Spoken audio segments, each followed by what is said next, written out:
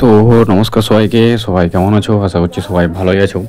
তো আজকে আরও একটা নতুন ভিডিও নিয়ে চলে এলাম তোমার সামনে। তো আজকের বেসিক্যালি ভিডিওটা হচ্ছে এসএসসি জিডির এক্সাম কাট অফ 2025 নিয়ে আমি কথা বলবো। তো এই যে টপিকগুলো এখানে দিয়েছে, এই টপিকগুলো নিয়ে ভিডিওতে আলোচনা হবে।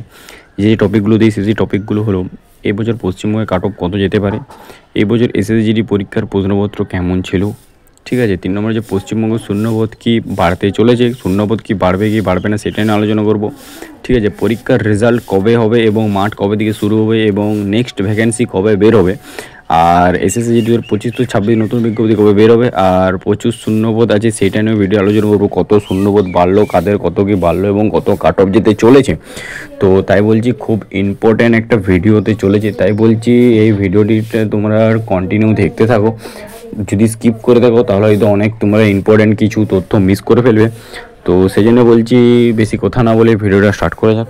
তো যারা চ্যানেল নতুন তারা সবাই চ্যানেলটা সাবস্ক্রাইব করে এবং পাশে থাকা বেল আইকনটি প্রেস করে দাও যাতে নিত্য নতুন ভিডিও তোমাদের সামনে আসতে পারে। তো বেশি কথা না বলে ভিডিও স্টার্ট করা যাক। তো এসএসসি জিডি পরীক্ষা 2025 অলরেডি সম্পন্ন হয়েছে।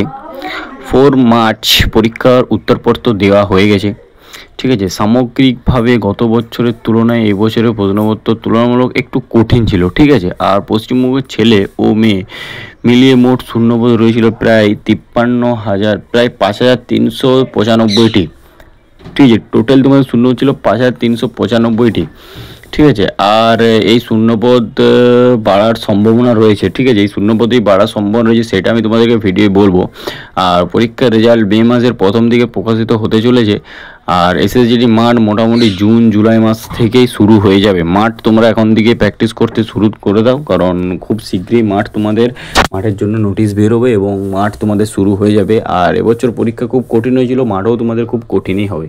এরপর আমি তোমাদের সঙ্গে গুরুত্বপূর্ণ একটা টপিক নিয়ে আলোচনা করবো, সেটা হচ্ছে কাট অফ নির্ণয় করার মানদণ্ড, ঠিক আছে। তো মোট শূন্যপদ কত, মোট পরীক্ষার্থীর সংখ্যা কত, পরীক্ষার প্রশ্নপত্র কেমন হয়েছে, বিগত বছরের কাট অফ কেমন ছিল, আর বিভিন্ন শিফটের পরীক্ষার্থীদের পরীক্ষা কেমন হয়েছে সেটা আমি আলোচনা করবো। এসসি, এসটি, ইডাব্লিউএস, ওবিসি এবং ইউআর এই ক্যাটাগরিগুলোতে আমি তোমাদেরকে এই প্রশ্নগুলো যে আমি কোশ্চেন টপিকগুলো বললাম সেই টপিকগুলো আমি তোমাদের আলোচনা করবো। খুব একটা ইম্পর্টেন্ট একটা টপিক যেটা সবার একটা কনফিউজ আছে যে এটা কী হতে পারে কী হবে।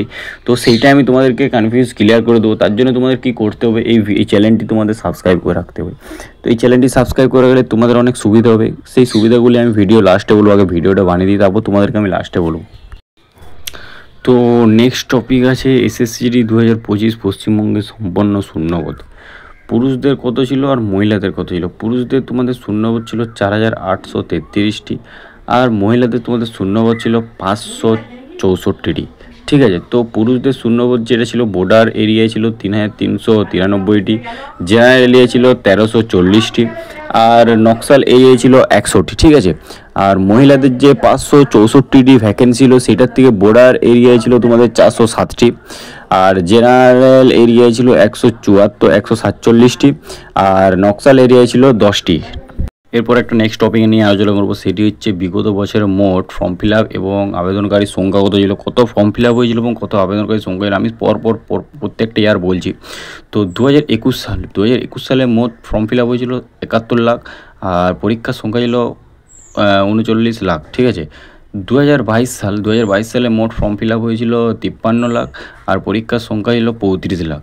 2024 সালে মোট ফর্ম ফিল আপ হয়েছিল 47 লাখ আর পরীক্ষার সংখ্যা ছিল 30 লাখ। এবার হচ্ছে 2025 মানে এই ইয়ারে মোট ফর্ম ফিল আপ হয়েছে 52 লাখ, ঠিক আছে। আর পরীক্ষার্থীর সংখ্যা হচ্ছে 25 লাখ। খুব কমেই পরীক্ষার্থী এই অ্যাটেন্ড করেছিল, সেটা হচ্ছে 25 লাখ।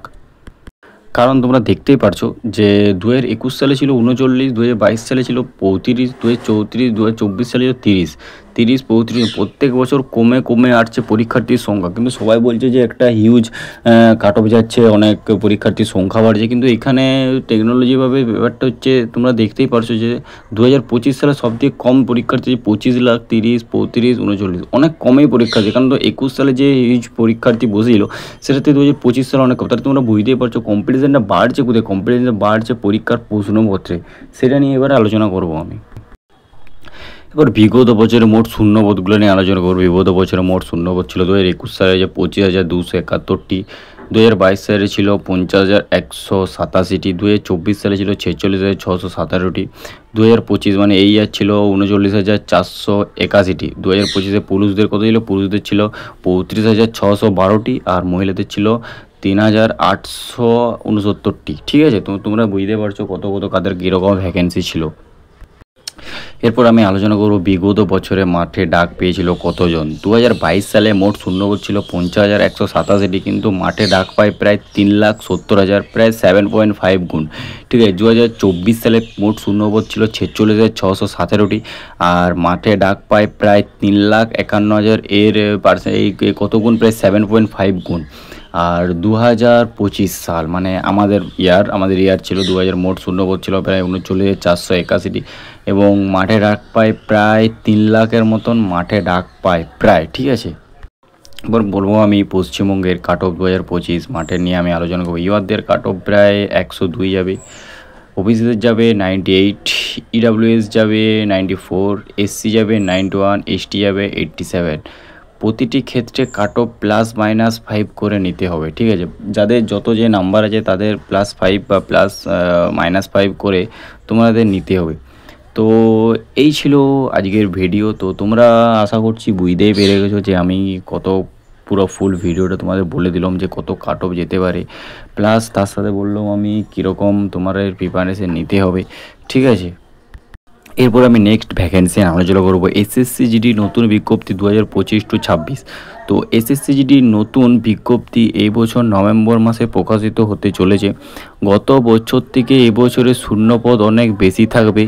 প্রতিবারের মতো এবারও পরীক্ষা মোটামুটি 2026 সালের প্রথম দিকে সংগঠিত হবে। এই বিরাট সুবর্ণ সুযোগ কেউ হাতছাড়া করবে না।